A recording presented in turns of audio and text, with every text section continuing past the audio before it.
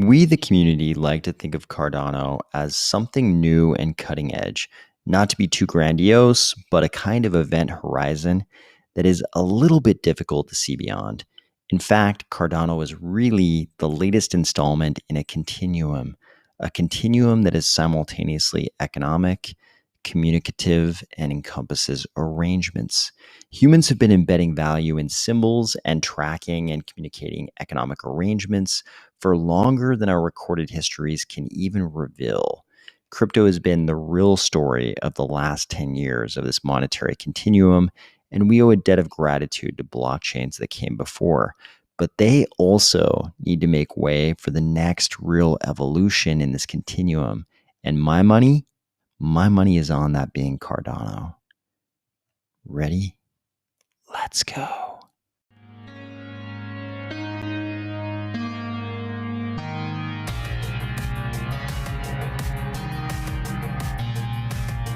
Today, we are going to discuss the birthday of a man who may have been Satoshi and the crazy way in which he could come back, the SEC heavily reinforcing its crypto staff, Djed going live on Testnet, the Charles spot on Fox, and wrapped Bitcoin hitting the Cardano Mainnet. If you are into making infinity symbols in the air with really heavy-duty sparklers, or if you're finding value in these videos each weekday, please consider delegating to the army of Spies stake pool ticker AOS. I would love it if you would just consider delegating.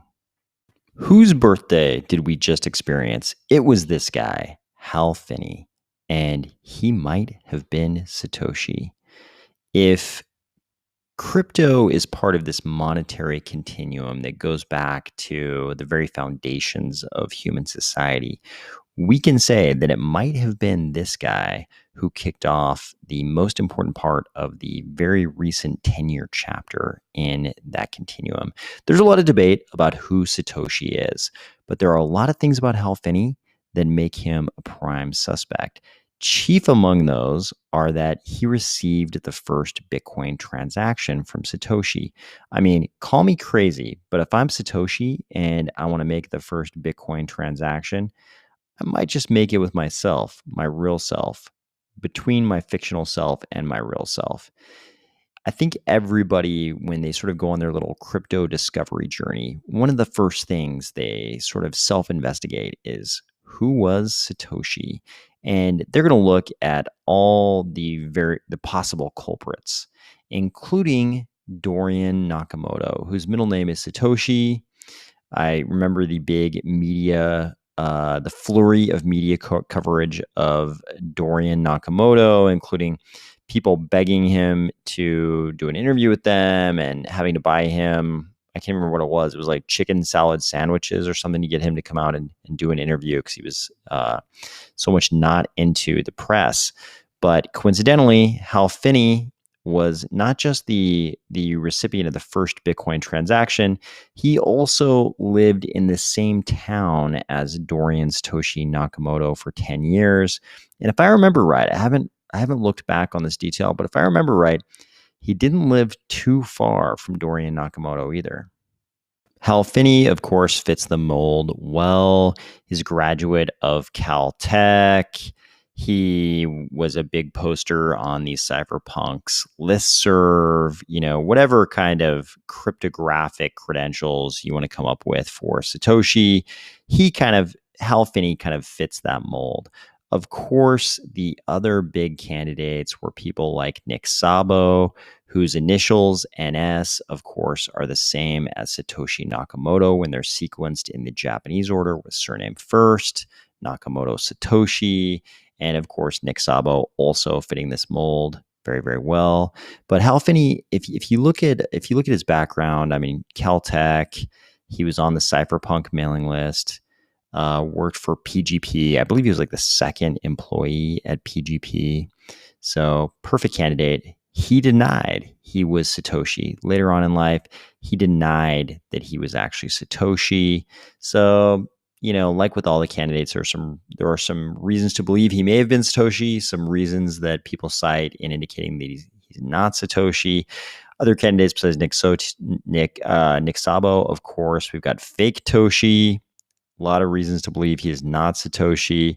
We've also got who is the character from Zimbabwe, I believe. Paul LaRue was one of his aliases, kind of a super criminal and a very unsavory character. It's one of those potential culprits we hope is not Satoshi, because that would definitely give the founding of Bitcoin a black eye. But in my book, I hope it was Hal Finney, because he seems to be kind of an okay character in general, and I just like the idea of Satoshi sending the first transaction to himself. Plus, if the old wisdom that only dead men are good at keeping secrets is anything to go by, then Hal Finney's demise in 2014 would line up pretty well with our inability to discover who is Satoshi, and also the Satoshi Bitcoin not having been claimed. With Hal Finney, people often point to the British spelling employed by Satoshi, and also to some of his postings being seeming to be in a time zone that's inconsistent with North America. But if I were trying to hide my identity, that's exactly what I would do. I would use a spelling that indicates a different geographic origin within the Anglosphere world, and I would probably post in the middle of the night so that people could figure out where I really was. What we do know is that Hal Finney was cryopreserved at Alcor. So if there's anything to what Alcor is doing down there, and one day we can bring back the people who've been cryopreserved down there, then the Bitcoin crowd might be in for a rude awakening if Hal Finney's brought back to life and he suddenly comes around to collect all of his Bitcoin. In the meantime, I'm going to pour out some whiskey for him every year, or at least try to remember to.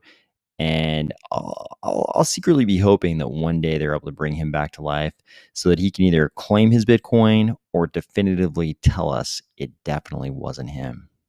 Hal Finney, wherever you are and whatever role you actually played in the foundation of crypto, thank you for pushing the monetary continuum in a very wild and interesting direction this last decade. A much more immediate concern for the crypto space than cryogenically frozen founders being brought back is probably this. The SEC is going to almost double its crypto enforcement staff.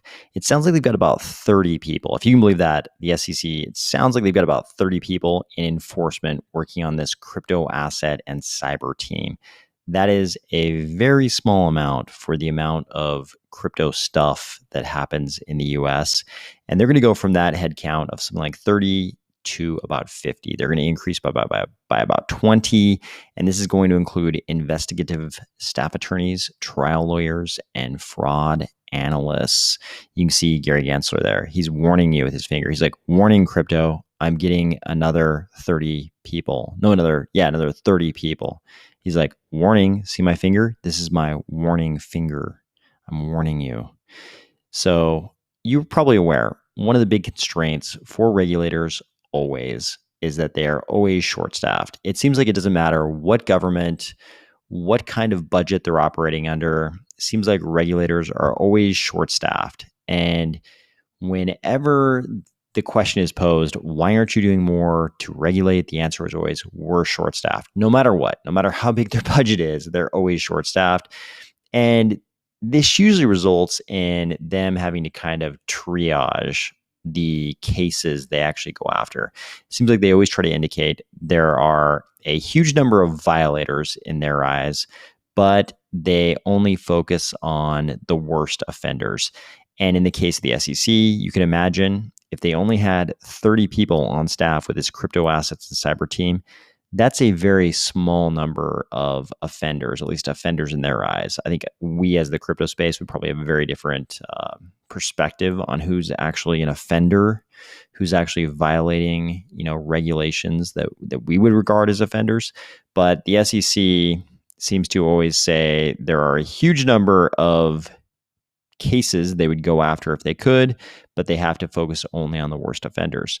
It looks like that number of cases they can actually focus on is about to almost double. As discussed on this channel just a short time ago, the Djed public testnet went live as promised. The Djed testnet is now live and it's a public testnet. In this blog entry on Medium, Coty is letting you know exactly how you can participate in the public testnet. There's a nice video, and they also give you the steps right here. They say go to a Cardano test faucet and get test ADA. Go to djed.xyz. Djed, of course, is spelled DJED, djed.xyz. Connect with your NAMI wallet. Use NAMI. Change the network to testnet. Check the custom node box and insert this URL they give you here in the Medium article. Then you can start minting and burning Djed on the testnet version. I assume they mean Djed and Shen on the testnet version. But looks like everything is ready. I noticed some people have already gone in and used the public testnet. It looks like really good reports so far. So I'm excited. I think it is high time for Cardano to have a stable coin. And I've said many times, I love this algorithmic tri-coin system that Djed is based on. Super excited to see this thing hit mainnet. Today was the day all of our macro buddies were waiting for some news from Fed Chair Jay Powell. I don't know what it is about this guy. It might be the glasses, it might be the eyebrows, it might be the hair, but I've always had this sneaking suspicion that if we go back in his family tree, and I'm not saying it's near, it's a little bit distant, like at least 2 generations, but I have this sneaking suspicion one of his grandparents was an owl. Look at these eyebrows, look at the hair, look at the nose. I'm saying one of his grandparents was an owl. And this is not a knock on Jay Powell. I think it was probably a very competent owl. There's a lot of competency, a very capable owl. Like if I walk into a meadow and there's a tree on the side of the meadow and I see Jay Powell perched up high in the tree, I will have no expectation except that he will very capably swoop on every single mouse in the meadow. So I'm not saying he's not competent. I'm just saying there may be an owl at the grandparent level. That's all I'm saying. But the important news for today from Jay Powell is not about any kind of owl activity or swooping on mice. It was that the Fed has hiked rates by 0.5 percentage point, 50 basis points. This was kind of exactly what we've been expecting for months. You want to know about one of Cardano's best assets? It's still this guy right here. I don't know if there's anything on this guy's resume that says this guy is going to be a fantastic marketer for a blockchain, but it is the case. I've always contended that a big part of the immense strength of the Cardano community came directly from the Charles AMAs. He did those AMAs regularly forever and talked about everything. Any question you ask this guy, he had an opinion.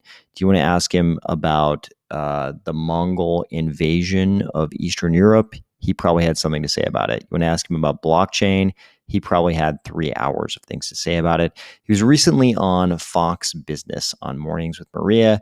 And of course, they billed it as Ethereum co-founder joins Maria, something Charles hates. I think all of us in the Cardano community hate it as well. But let's face it, this is a little bit of an infotainment type broadcast. She's got mainstream viewers. They may not know anything about anything in crypto aside from the fact that Bitcoin and Ethereum are things that exist. So of course, they're going to bill him as Ethereum co-founder. This was okay because he gave Charles a chance to do, I think, one of the things he does best, and that's talk about blockchain technology in general. Charles has always been great at talking about Cardano, but he's even better when you ask him the question, why should we care about blockchains? And specifically, why should we care about blockchains with programmability when there is a Bitcoin? Charles is really good at answering this question. And I think it's a question that is really on the minds of a lot of mainstream viewers of a program like this who are maybe, they're tangentially aware of crypto. Maybe they've heard of Bitcoin and Ethereum like we discussed, but they don't really understand why you want programmability of a blockchain. Charles is very good at answering this question. And Maria teed this up for him perfectly. Charles came off as a very earnest and well-informed guy who can give you very concrete explanations of why you don't just want Bitcoin as a money, why you actually want that programmability, that expressivity that came with Ethereum and is continued in the much less energy intensive generation 3 blockchains like Cardano. Plus, Charles trimmed his beard, which makes him look 177 years younger here.